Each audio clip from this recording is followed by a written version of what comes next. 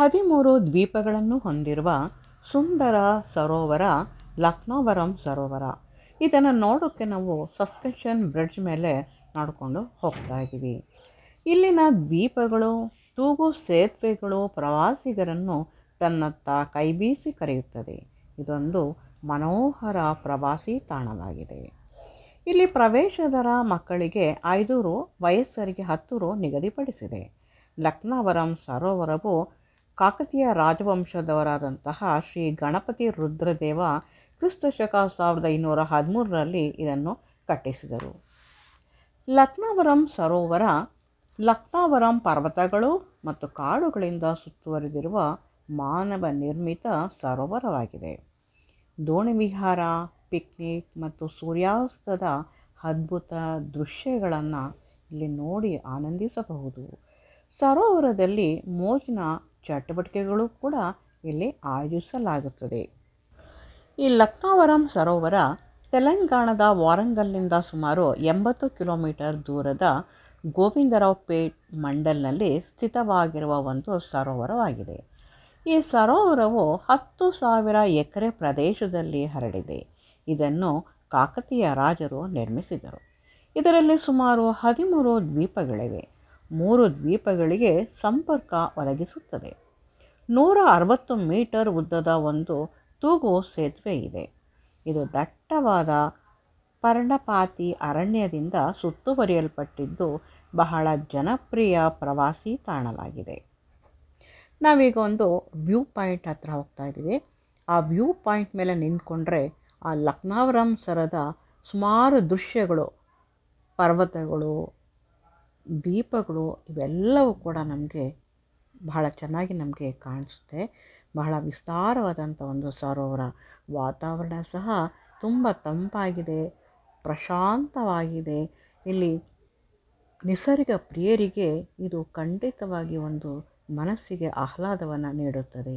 ನಾವೀಗ ಒಂದು ದ್ವೀಪಕ್ಕೆ ನಾವು ಹೋಗ್ತಾ ಇದ್ವಿ. ಆ ದ್ವೀಪದಲ್ಲಿ ಎದುರಿಗೆ ನಮ್ಗೆ ಕಾಣಿಸ್ತಾ ಇದೆ ಒಂದು ಹೋಟೆಲ್ ಕೂಡ ಅಲ್ಲಿದೆ. ಒಳ್ಳೆಯ ಕಾಲ್ದಾರಿಗಳು ಮತ್ತು ಪ್ರವಾಸಿಗರಿಗೆ ತಂಗಲು ದೊಡ್ಡ ದೊಡ್ಡ ಹೋಟೆಲ್ಗಳು ಕೂಡ, ಲಾಡ್ಜ್ಗಳು ಕೂಡ ಇಲ್ಲಿದೆ. ಮತ್ತು ಸುಂದರವಾದಂತಹ ಒಂದು ಉದ್ಯಾನವನ ನಮಗೆ ಕಾಣಿಸ್ತಾ ಇದೆ.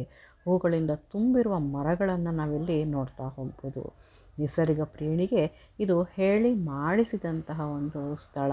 ಸುತ್ತಲೂ ಸರೋವರ, ಆ ಮಧ್ಯದಲ್ಲಿ ಈ ಒಂದು ಪ್ರಶಾಂತ ವಾತಾವರಣ ತುಂಬ ಸುಂದರವಾಗಿದೆ. ನಾವೀಗ ಒಂದು ಬೋಟಿಂಗ್ ಪಾಯಿಂಟ್ ಹತ್ರ ಹೋಗ್ತಾ ಇದ್ವಿ. ಈ ಬೋಟಿಂಗ್ ಪಾಯಿಂಟು ಬೇರೆ ಬೇರೆ ದ್ವೀಪಗಳಿಗೆ ಸಂಪರ್ಕ ಕಲ್ಪಿಸುತ್ತದೆ ಮತ್ತು ದೋಣಿಗಳ ಒಂದು ವ್ಯವಸ್ಥೆಯನ್ನು ಕೂಡ ಇಲ್ಲಿ ಮಾಡಲಾಗುತ್ತೆ. ಇಲ್ಲಿ ಬೇರೆ ಬೇರೆ ಜಲಕ್ರೀಡೆಗಳು, ಕೆಲವಾರು ಚಟುವಟಿಕೆಗಳನ್ನು ಕೂಡ ಇಲ್ಲಿ ಆಯೋಜಿಸಲಾಗುತ್ತದೆ. ಈ ಸುಂದರವಾದಂತಹ ಒಂದು ಬೋಟಿಂಗ್ ಪಾಯಿಂಟ್ಗೆ ನಾವು ಹತ್ಕೊಂಡು ಹೋಗ್ತಾ ಇದ್ವಿ. ಒಂದು ಸುಂದರವಾದಂತಹ ಒಂದು ಅನುಭವ ಕೂಡ ನಾವು ಪಡೆಯೋಕ್ಕೋಸ್ಕರ ಇಲ್ಲಿ ಹೋಗ್ತಾ ಇದ್ವಿ. ಒಂದು ಸ್ಪೀಡ್ ಬೋಟ್ನಲ್ಲಿ ಒಂದು ಐಲ್ಯಾಂಡನ್ನು ನೋಡೋಕ್ಕೆ ನಾವು ಹೋಗ್ತಾ ಇದ್ವಿ. ಇಲ್ಲಿ ಕೆಲವಾರು ಚಟುವಟಿಕೆಗಳನ್ನು ಕೂಡ ಇಲ್ಲಿ ನೋಡಬಹುದು. ಬೋಟ್ನಲ್ಲೂ ಕೂಡ ನಾವು ಇಲ್ಲಿ ಹೋಗ್ತಾ ಇದ್ವಿ.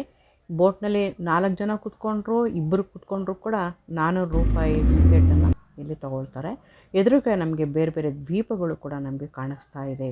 ಆ ಎಲ್ಲ 13 ದ್ವೀಪಗಳಲ್ಲೂ ಕೂಡ ಜನರಿಗಾಗಿ ಬೇರೆ ಬೇರೆ ಲಾಡ್ಜ್ಗಳನ್ನು, ಕುಟೀರಗಳನ್ನು, ಕೆಲವೆಲ್ಲ ಚಟುವಟಿಕೆಗಳನ್ನು ಆಯೋಜಿಸಲಾಗುತ್ತದೆ.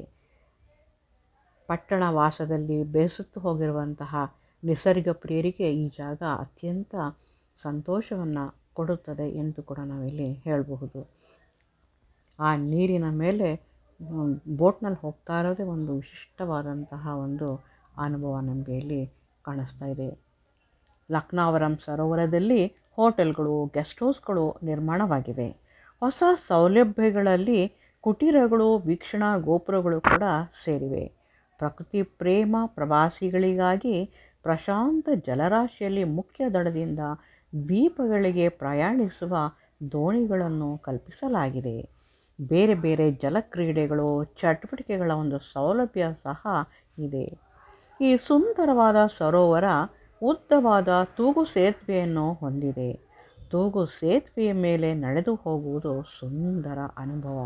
ತಂಪಾದ ವಾತಾವರಣ, ಸುಂದರ ನಿಸರ್ಗ ರಮಣೀಯ ದೃಶ್ಯಗಳು ಮನವನ್ನು ಪುಳಕಗೊಳಿಸುತ್ತದೆ.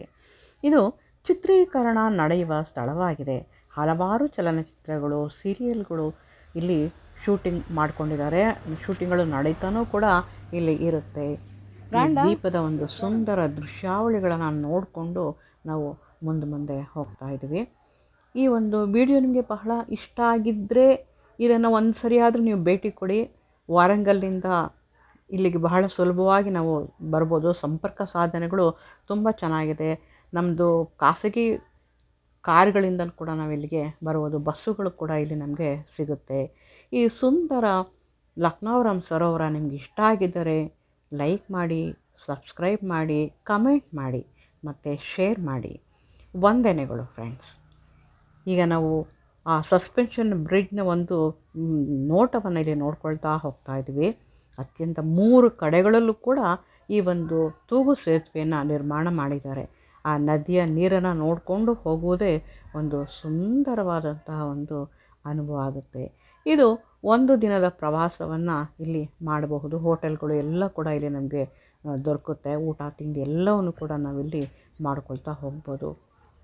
ನಿಸರ್ಗವನ್ನು ಇಷ್ಟಪಡೋರಿಗೆ ತುಂಬ ಒಳ್ಳೆಯ ಪ್ರವಾಸಿ ತಾಣ ಇದಾಗಿದೆ. ವಂದನೆಗಳು.